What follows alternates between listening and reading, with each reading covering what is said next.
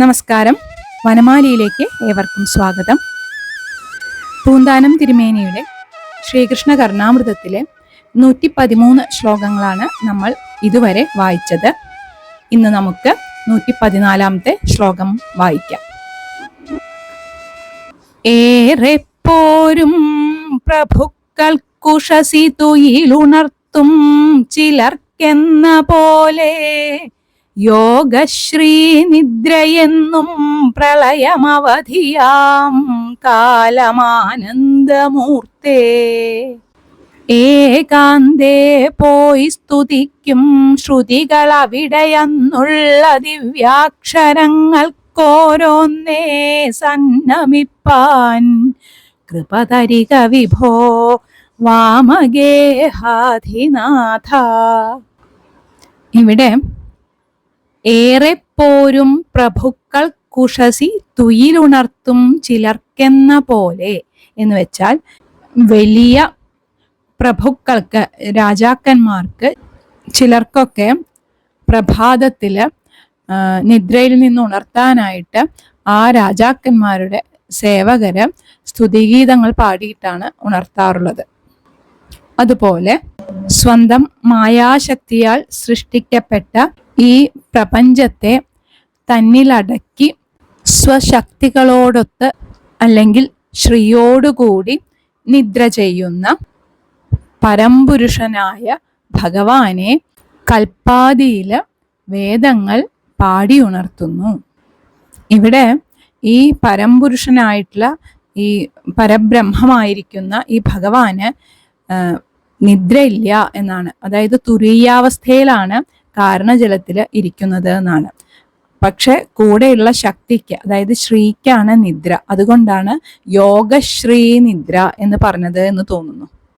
പ്രളയം അവധിയാം കാലം എന്ന് പറഞ്ഞു കഴിഞ്ഞാൽ ആ യോഗശ്രീയുടെ നിദ്രയുടെ കാലാവധി തീരുമ്പോൾ, അതായത് കൽപ്പാദിയില് സൃഷ്ടി തുടങ്ങേണ്ട സമയത്ത്, അല്ലയോ ആനന്ദമൂർത്തേ, ആനന്ദം ബ്രഹ്മ എന്ന് ബ്രഹ്മസൂത്രത്തിൽ പറയും. ബ്രഹ്മാനന്ദ മൂർത്തിയായിരിക്കുന്നവനെ ഏകാന്തേ പോയി സ്തുതിക്കും ശ്രുതികൾ അവിടെ പോയിട്ട് ഈ ആനന്ദമൂർത്തിയായ അവിടുത്തെ അടുത്തേക്ക് വന്നിട്ട് ഏകാന്തത്തിൽ സ്തുതിക്കും. അത് കൽപ്പാദിയാണ്, സൃഷ്ടി തുടങ്ങിയിട്ടില്ല, അപ്പൊ ഒന്നുമില്ല എന്നർത്ഥം. അവിടെ ഈ ശ്രുതികൾ തനിയെ വന്ന് ബ്രഹ്മാനന്ദമൂർത്തിയായിരിക്കുന്ന അങ്ങയെ സമീപിച്ചിട്ട്, നേരത്തെ പറഞ്ഞു നിർത്തിയല്ലോ വലിയ രാജാക്കന്മാരെ പ്രഭാതത്തിൽ ഉണർത്താൻ സ്തുതിഗീതങ്ങൾ പാടും. അതുപോലെ ഇവിടെ കൽപ്പാദിയിൽ ഈ ബ്രഹ്മാനന്ദമൂർത്തിയെ ഉണർത്താൻ എന്ന മട്ടിൽ ശ്രുതികൾ സ്തുതിക്കാൻ ആരംഭിച്ചു. ഇത് ഭാഗവത പുരാണത്തില് ദശമസ്കന്ധത്തില് 87ാമത്തെ അധ്യായത്തില് പ്രസിദ്ധമായ ശ്രുതിഗീത എന്ന ഭാഗത്തെയാണ് ഇവിടെ സൂചിപ്പിക്കുന്നത്.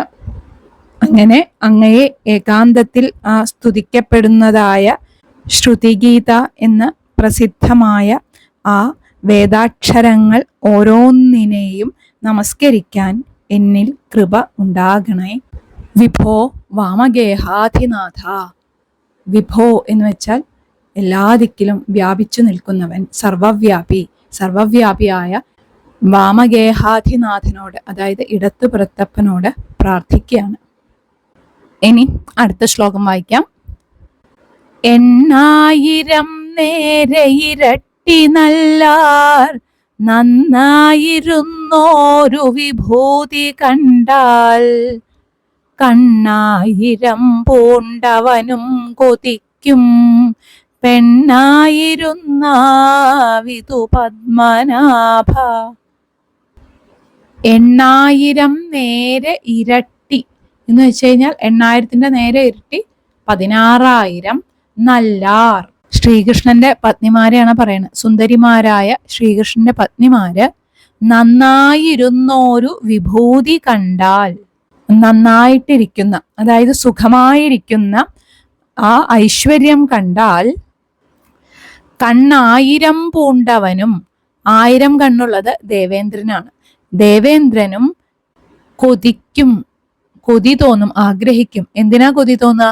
പെണ്ണായിരുന്നാവിതു പത്മനാഭ, പെണ്ണായിരുന്നെങ്കിൽ എന്ന് ആഗ്രഹിക്കും.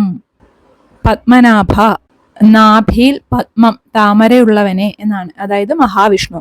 അല്ലയോ മഹാവിഷ്ണു, ഈ 16,000 സുന്ദരിമാരോടൊപ്പം ഇങ്ങനെ സുഖമായിട്ട് സന്തോഷമായി വസിക്കുന്ന അവിടുത്തെ ഈ ഐശ്വര്യം കണ്ടാൽ ദേവേന്ദ്രന് പോലും താൻ പെണ്ണായിരുന്നാൽ മതിയായിരുന്നു എന്ന് ഒരു കൊതി തോന്നും.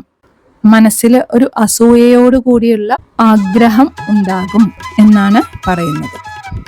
അടുത്ത ശ്ലോകം നമുക്ക് അടുത്ത ദിവസം നോക്കാം. എല്ലാവർക്കും നല്ലതു മാത്രം വരട്ടെ എന്ന പ്രാർത്ഥനയോടെ